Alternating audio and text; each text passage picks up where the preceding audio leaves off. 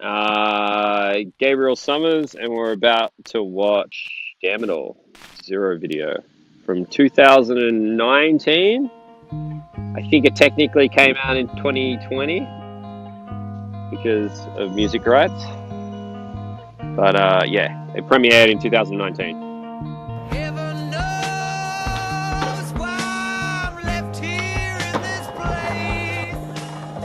That was on my birthday, actually. And it was the first trick I did after I hit my head really badly. Also the same sort of like terrain as well.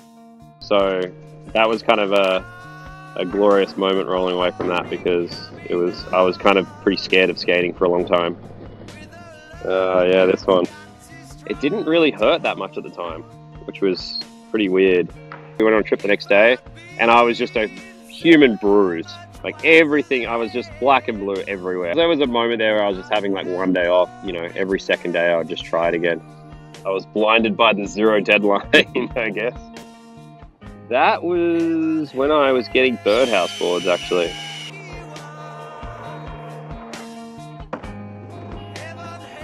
For some reason I just thought I could make the fence. Obviously couldn't. As soon as I had made the commitment that I was going to do it and I jumped, I was like, oh my god, I'm not going to fucking make this.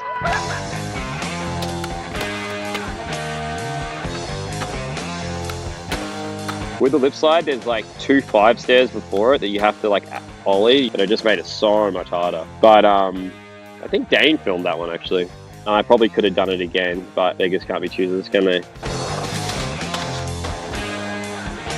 This part here is like mainly in America, I feel like, mainly in San Diego. Some of the spots aren't very visually pleasing, I feel like. I was kind of just getting the job done at that point, you know, like trying to cement myself on zero. I feel like nowadays I kind of have a little bit more care in what the spot looks like, because if it's not visually pleasing, like I don't want to see it, why would anybody else want to fucking see it, you know? And you can find really cool looking spots and cool spots there for sure. It just, when you're there for like months at a time, it gets pretty fucking draining.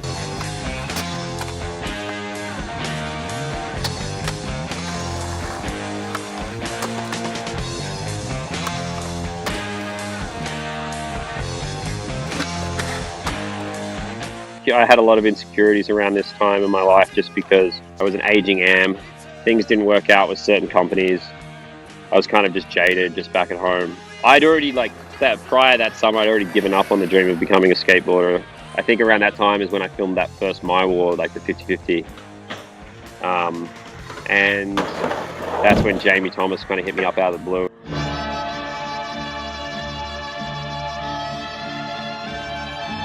And, you know, I got chucked this lifeline to film for a zero video.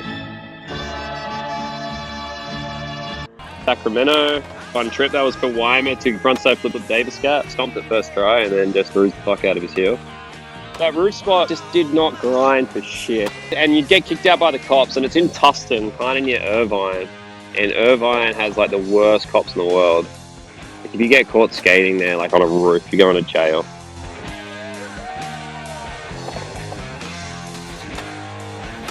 All I have to say about all this shit is how hard it was. Nose grind tail grab into a sea of ply. Just surf the wave of ply into the parking lot. That's actually at the old Zero office.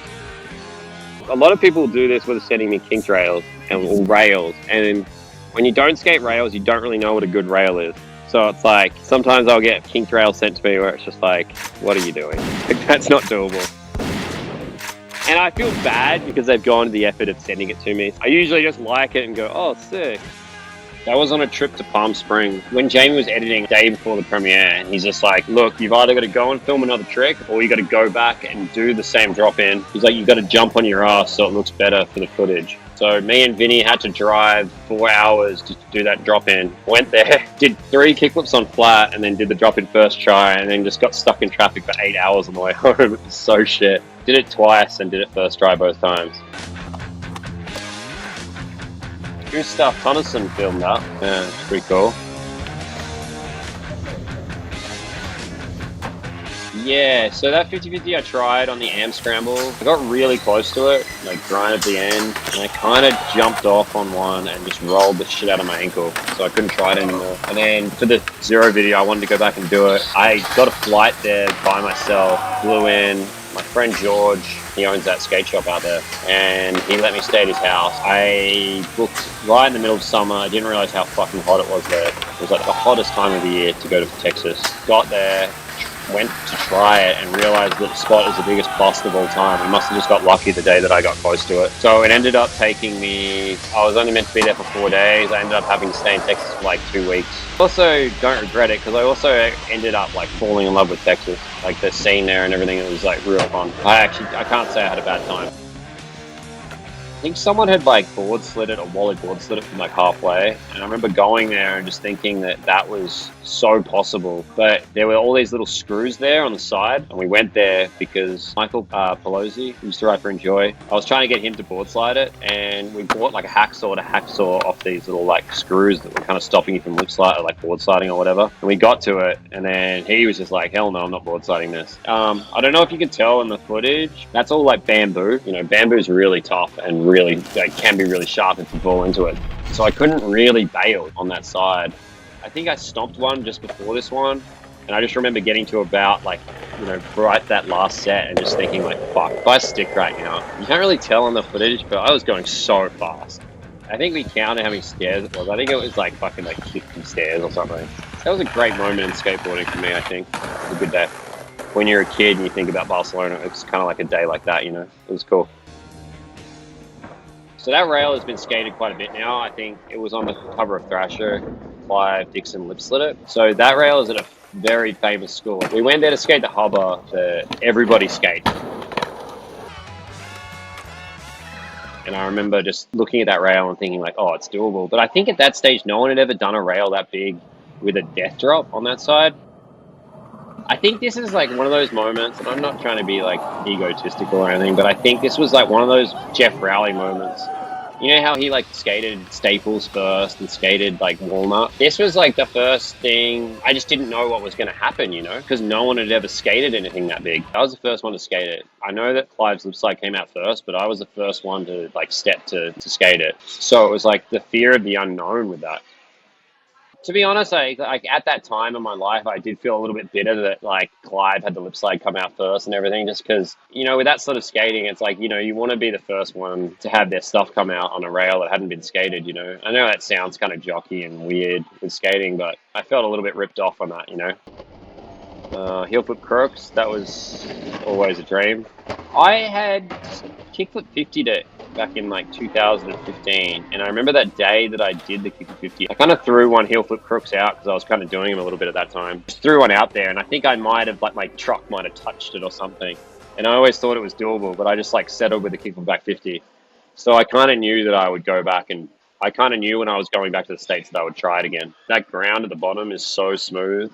There's not much better in life than landing a trick on Oceanside Harbor and getting that roll away.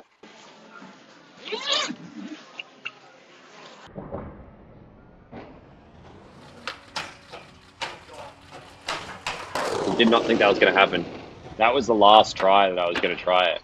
And probably ever too, because the other dude was going to come and probably do it the next day. He had tried the other one, the one that Clint had 50'd a while ago, like before I tried this. And he didn't get close, I don't think, or like didn't do it. And then when I fixed up this one, someone told him that it was fixed up, and then he went and tried it. I think Dane like sent him some messages, and I think he just kind of took it out on the fact that I'd tried it and just like went all out war with me on trying it. It was just kind of annoying just because I'd already got so close, and I probably wouldn't have cared, but just for the fact that I broke my collarbone trying it and I was out for skating for like eight weeks because of it, I just had this vendetta against doing this trick. Because I've been in those sort of situations before when like people are trying to like beat me to tricks, and I don't really give a shit, because that's not why I skate the way that I skate. I don't want to be in competition with someone, you know.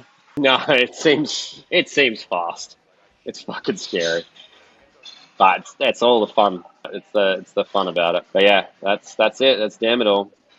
The damn it all part was more to like kind of cement myself, and this part was what, like, I'd already done it. I was doing it for myself, you know.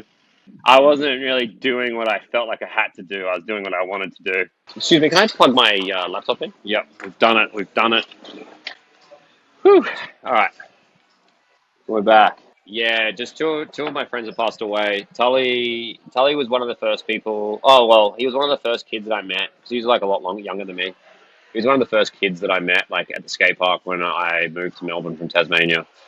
And he was just like a little kid. His name was like Buggers, and we just stayed kind of friends, even though he was like a lot younger. And then kind of came full circle. I filmed a bunch of stuff with him because he got into filming. He was an amazing skateboarder as well, but he passed away from a brain tumor. And yeah, it was really sad. It was like a pretty heavy hit for the Melbourne community. And that happened in 2020. And then one of my like best friends, Wade, he passed away. It was kind of just to get a dedication to him, to them. As in Barcelona, that was like, you know, the only, like me scraping together trying to get a line. It's a pretty shit line, to be honest. That was really hard. Like, really hard. Yeah, it's my take on skating it, I guess. It's funny, like, you know, everybody's skating it properly. I'm just gapping down to the last stair. But, I mean, whatever works. Whatever gets the job done. Broke many boards trying that. That's in Melbourne, downtown Melbourne. I feel, you know, that was me trying to skate a little bit differently to what I've like skated in the past. I felt, I don't know, I always liked how that spot looked. Board slide, drop down board slide, drop down board slide. Had to get a board slide for every part, right?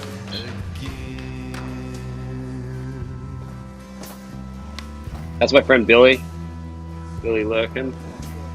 That was really hard going down that switch. I had to like go there by myself and drop in on that switch a bunch of times just to get used to going down it.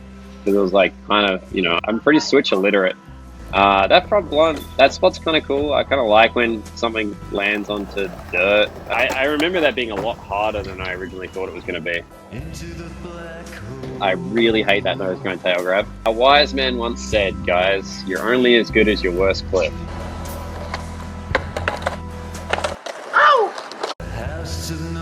This guy was really cool. The guy I'm sitting down, he was in the garage and he was like kind of off me trying it, and then I offered him like a 12-pack of beer and he was completely down. Went and got him a 12-pack of beer. I don't think he was expecting me to come back, but it was worth it. Also, don't really like this clip. I don't know why. I don't like the back tail. I don't know. It's a bit scuddy. That's probably my favorite clip of this part, just because it's on a famous street in Melbourne. Yeah, it's just like somewhere I always looked at. I never really even looked at that until like a year before I tried it. And, you know, it's kind of nice to do something that you kind of grew up around. It's just like a cafe. There's a bunch of cafes that are down there. It's called The Graves.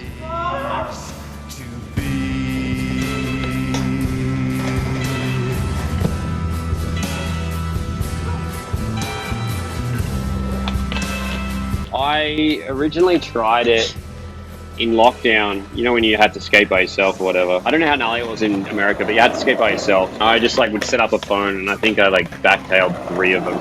It kind of just stemmed from there. And then I like went back and filmed 4. When I knew I was filming like a proper part, I went back and battled 5. It was quite hard.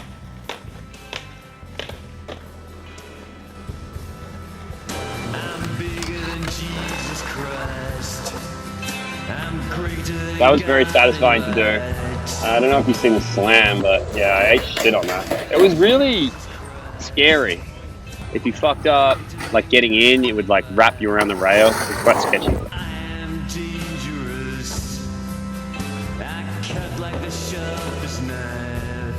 Probably pretty apparent, but I do really like K-rod skating. I think it's a good take on a different type of skateboarding. You know, I wanted to like kind of do something different, you know? Good to mix it up.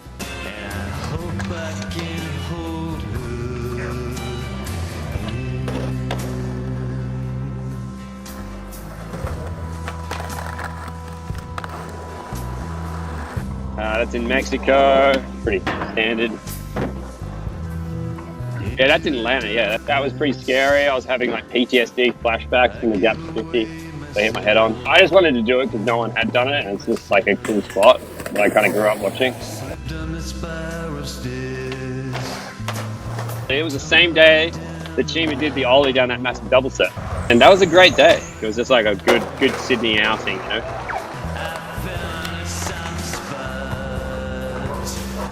My favourite spot in the world, I reckon. All your friends are there, just like having a good time. It's fun.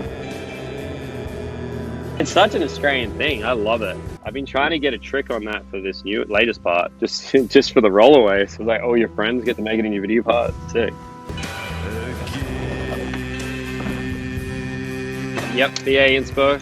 Yeah, it's been knobbed. I think it's capped again actually, but it's so hard to uncap. It took us hours. Like, we luckily just got helped by some tradies. They lent us their grinder. We had to like grind it off. They were like working for the council, like, which is the government, and they were like working like right there, and they like gave us this grinder to help us uncap it. So like, it's a miracle that we even got it off. Like, it was so hard to uncap. Squish hubber, you remember the squish clip of him crooksing it and breaking his board? Like the best clip ever.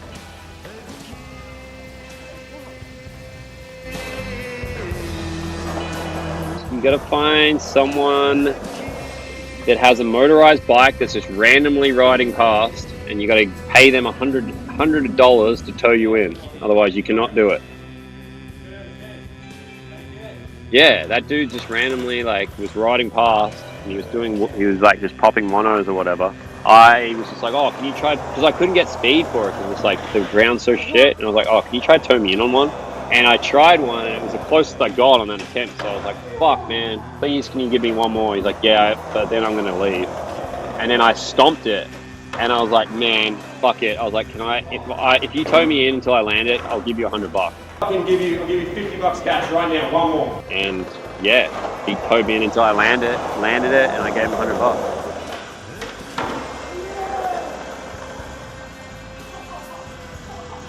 Yeah, you got a bit of a workout from that, didn't you? Yeah. Well, that was completely unexpected. Like right there, I think when you go like that one, I thought I wasn't on my board, and then I was just rolling away. It was so fucking weird. Like when I was rolling away and how I felt, I was like, yep, that's the end of it. I ain't gonna get better than that. I wanna shout out to that boss up Instagram account. I think I'm the only person to have an ender.